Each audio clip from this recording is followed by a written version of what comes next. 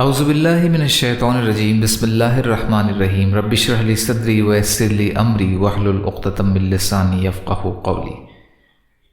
جب دنیا ریزہ ریزہ ہو جائے گی، قیامت کی چھوٹی اور بڑی نشانیوں کے بارے میں علامات صغریٰ، قیامت کی چھوٹی نشانیاں۔ 35ویں، مال کے حلال یا حرام ہونے کے بارے میں لاپرواہی۔ جب مسلمان کی پرہیزگاری کم ہو جاتی ہے تو اس کے دین میں بھی کمی واقع ہو جاتی ہے۔ جب اس کے دین میں نقص واقع ہوتا ہے تو وہ شبہات والی چیزوں میں مبتلا ہو جاتا ہے۔ اس کے بعد وہ مرحلہ آتا ہے کہ وہ حرام کے ارتکاب کرنے لگتا ہے، حتیٰ کہ کیفیت یہ ہو جاتی ہے کہ اسے اس امر کی کوئی پرواہ نہیں ہوتی کہ جو کچھ وہ کما رہا ہے اس کا ذریعہ حلال ہے یا حرام، جیسا کہ نبی کریم صلی اللہ علیہ وسلم نے خبر دی تھی۔ یہ چیز موجودہ دور میں عملی طور پر واقع ہو چکی ہے۔ حضرت ابو ہریرہ رضی اللہ تعالی عنہ روایت کرتے ہیں کہ نبی کریم صلی اللہ علیہ وسلم نے فرمایا، لوگوں پر ضرور ایک ایسا زمانہ آئے گا کہ آدمی اس بات کی بالکل پرواہ نہیں کرے گا کہ جو مال وہ کما رہا ہے وہ حلال ہے یا حرام۔ آج اگر آپ لوگوں کے حالات پر غور کریں کہ لوگوں کی اکثریت ہر طرح مال جمع کرنے کے لیے سرگرم عمل ہے، اور انہیں اس بات کی ذرا پرواہ نہیں ہوتی کہ یہ مال حلال ہے یا حرام ہے۔ یہی وجہ ہے کہ آج کے دور میں لوگ حرام کاروبار میں ملازمت حاصل کرنے اور حرام اشیاء کی تجارت کرنے میں کوئی عار نہیں سمجھتے۔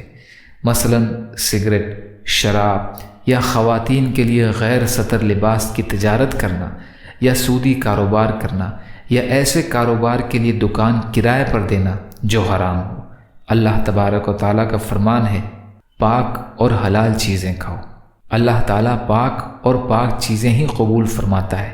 ہر وہ گوشت جو سودی اور حرام کمائی سے پروان چڑھتا ہے اس کے لیے دوزخ کی آگ ہی زیادہ مناسب ہے۔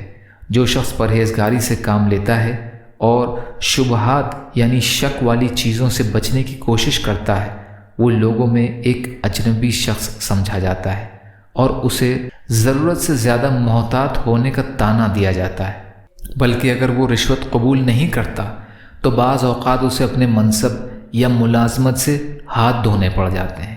حالانکہ نبی کریم صلی اللہ علیہ وسلم کا فرمان ہے، جو شخص شک اور شبہ والی چیزوں سے بچے گا وہ اپنے دین اور آبرو کو نقص سے بچائے گا، اور جو شبہ والی چیزوں میں پڑ گیا وہ حرام میں مبتلا ہو گیا۔